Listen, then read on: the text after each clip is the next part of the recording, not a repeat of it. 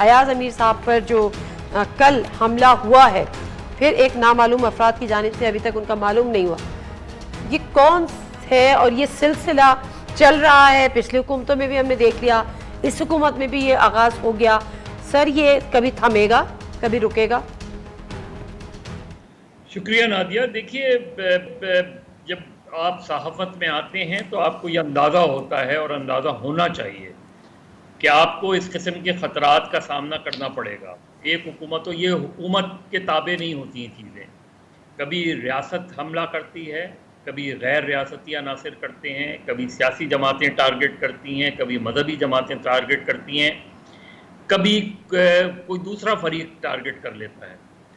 کیونکہ آپ کسی کے حوالے سے بات کرتے ہیں، کسی کے حوالے سے لکھتے ہیں، کسی کو ایکسپوز کرنے کی کوشش کرتے ہیں، آپ کی تحریر ہو یا آپ کی تقریر ہو، وہ بنیاد بنتی ہے کسی نہ کسی اٹیک کی. تو ظاہر ہے آدمی اگر سچ پہ کھڑا ہے، حق پہ کھڑا ہے، وہ سمجھتا ہے کہ اس نے جو بات کی ہے وہ حقائق پر مبنی ہے، تو اس کو بالکل خوفزدہ نہیں ہونا چاہیے.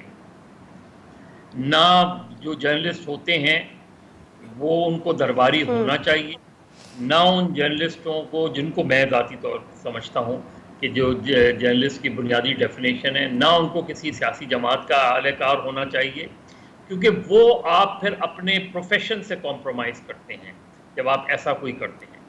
لیکن جو اٹیکس ہوتے ہیں، جرنلسٹوں پہ اٹیکس ہوتے ہیں، آپ کے پہ کیسز بنتے ہیں، اور ہم نے دیکھا ہے کہ پچھلے چند سالوں میں ہم نے دیکھا ہے کہ جرنلسٹوں کو اٹھایا بھی گیا ہے. ماضی میں تو خیر پچھلے چند سالوں میں مارا بھی گیا ہے، بہت سے جرنلسٹ جو ہے شہید ہوئے ہیں. لیکن یہ جو ایاز میر صاحب پر جو اٹیک ہوا ہے، یہ بہت سنجیدہ اس لحاظ سے ہے کہ ایک تو یہ کہ جو حملہ کرنے والے تھے ان کو ایگزیکٹلی پتا تھا کہ ایاز امیر صاحب اس وقت کدھر ہیں. ان کو یہ پتا تھا کہ اس کے بعد انہوں نے نکلنا ہے، اور عین ممکن ہے کہ انہوں نے اس سے پہلے انفارمیشن لی بھی ہو. اس حوالے سے جو اٹیکرز کی سائیکی ہوتی ہے اس کو میں بتا رہا ہوں.